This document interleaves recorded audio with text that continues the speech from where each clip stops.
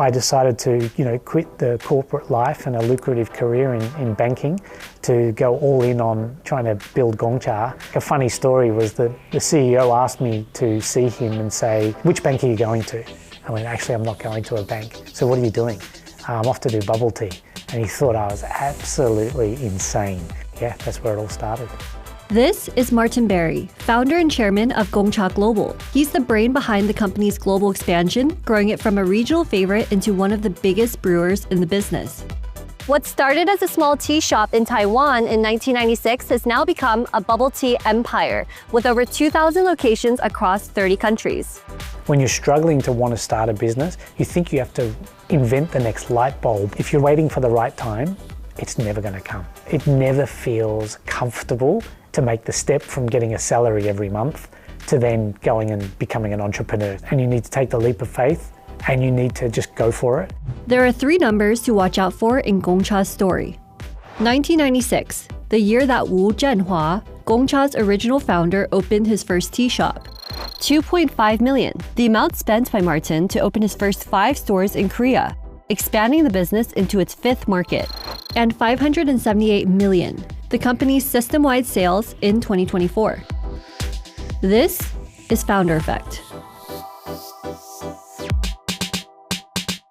Martin grew up in the countryside near Melbourne. Since childhood, he's had the entrepreneurial bug.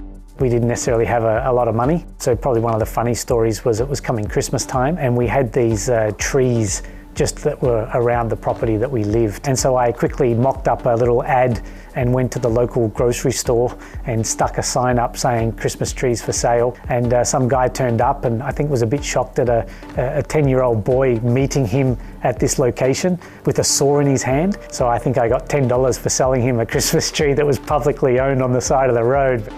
Martin only became more enterprising with age. When it came time for university, he didn't have the typical student experience. At just 19, he stepped into his first full-time corporate role, and by graduation, he had developed quite the head start. A university presentation which was meant to be for graduates, and I snuck into the auditorium and I was listening to all these companies pitch as to why these graduates should join them. And so at the end of the presentation I went up to the HR director and said, "Hey, listen, I would love to work with you." She's, "Yep, put in your graduate application." I said, "Actually, I'm not a graduate, I'm a first year, but I'll work for free." And they said, "Okay, when you graduate, come back and we'll give you a job." And I was like, "No, why don't you give me a job now and I'll sort out the university." And I just managed to make it work by studying night school and weekends to complete the degree. And so I think starting early, that really helped me a lot, that by 21 I had a degree and a couple of years experience. That got me off to a nice start. By his late 20s, Martin's banking career had skyrocketed. He had managed multi-trillion-dollar balance sheets and worked in offices around the world for companies like Citi, Barclays, and Standard Chartered. And yet, despite his early success, Martin's entrepreneurial itch came back. Times got a bit difficult for me in financial services. I realized after working hard for quite a long period of time that I didn't really like the corporate system. I didn't like its lack of entrepreneurialism. I started to then look around for opportunities to build a business.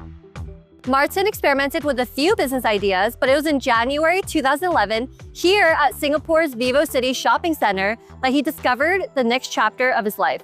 One day we were living in Singapore and I was going for a haircut. I passed past this store and there's this huge queue of people. And I was like, this looks interesting. What is this? Gongcha. Well, I wonder what Gongcha is. So I decided to join the queue. Tick number 1 was, okay, this queue's moving quite quickly. So velocity and turnover, tick.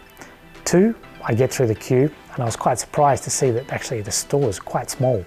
So tick number 2 was from a capital expenditure perspective. This mustn't require a lot of money to actually build one. And I start seeing what they're making. I thought, okay, water plus tea leaves and some ice, from a unit economic standpoint, tick, this must be quite popular and quite profitable. So then I eventually get to the front of the queue. I ask them for what their best-selling drinks are, see there's only 2 people working in the store, and I was just completely blown away by the business model. I just thought from a financial engineering standpoint it was incredible. From there, Martin dove into due diligence and visited several other Gongcha stores to sample their drinks and observe foot traffic. He brought the idea to his wife, who ultimately became the co-founder of Gongcha Korea. I went back to my wife and said, "Are you familiar with this brand?" She said, yeah, I drink it now and again. I was like, "Do you think this would work in Korea?"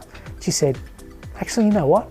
I think it could." I went and obviously sampled all the other brands that existed, which largely all came from Taiwan.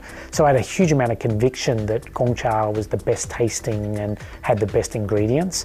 In June 2011, Martin flew out to Taiwan where he met Gongcha's original founder and landed the master franchise rights. At the time, Gongcha was just in 4 markets: Taiwan, Singapore, Hong Kong, and the Philippines. Martin expanded the bubble tea business into its 5th, South Korea. By April 2012, Martin and his wife opened their first Gongcha store in Hongdae, Korea. And within a few months, they opened 4 other locations across Korea, using a total of about $2.5 million in life savings that the couple had amassed through their banking careers. It was quite terrifying, to be honest. We opened the first store, and if you build it, they will come, does not apply. So my strategy was, I'm going to put a Gongcha, the first 5 stores, next to Starbucks.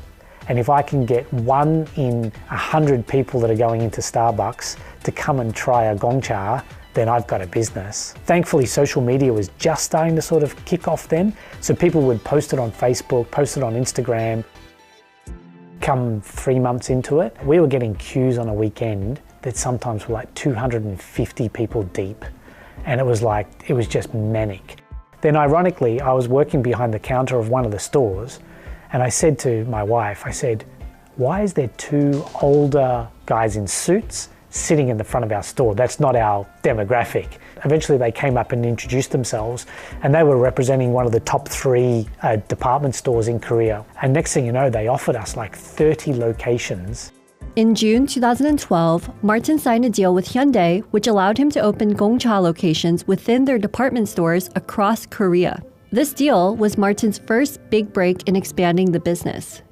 It was literally just over 12 months from launching, once we'd got to 50 stores. So we decided to open up franchising, and that's when the business just absolutely boomed. At one point, we almost became more like a property real estate company, helping people find great locations and helping them develop the stores. So literally from first store to 3 years later, we had 300 stores.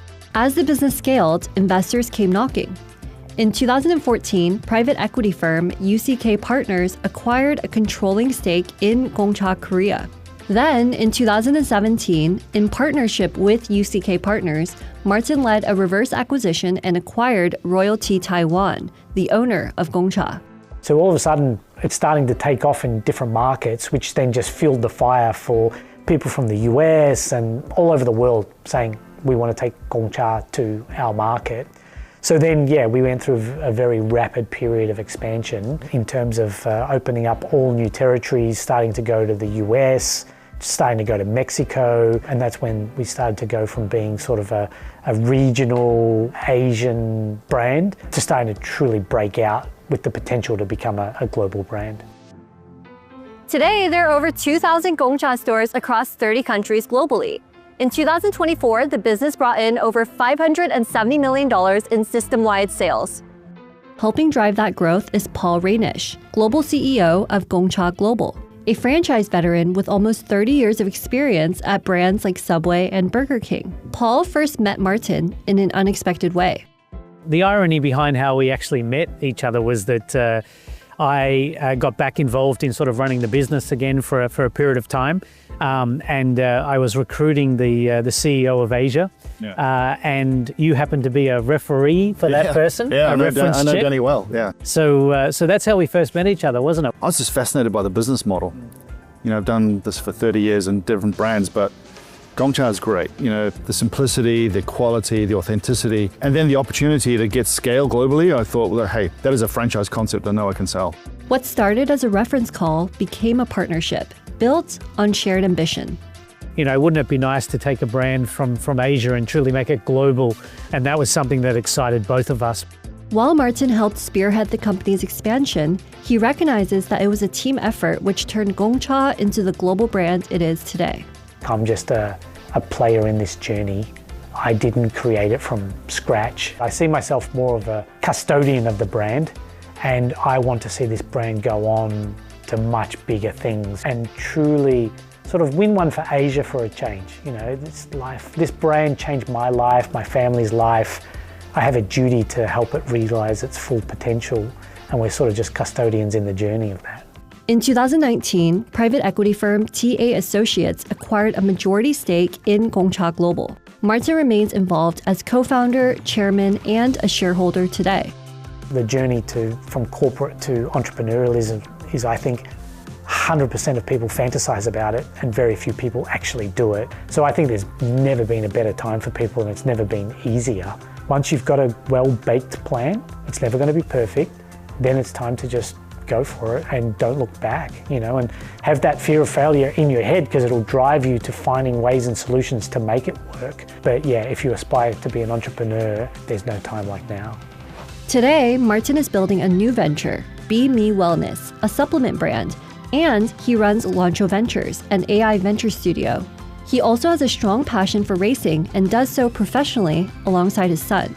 I think, fortunately for me, you know, I've built my life into a position where I'm in control of a lot of things, but I don't think that's healthy. So I love having something that still scares me. I love being able to challenge myself. So chasing 20-year-olds around a circuit keeps you young, keeps you focused, makes you work hard. You know, my son who's 16 has been racing in F4, and so it's a passion we share. My dream is that he and I will race at Le Mans 24-hour together one day if I don't get too old, because there's nothing better than getting in a car, no phone, no distractions. I just got to focus, and so I find it quite therapeutic as a result.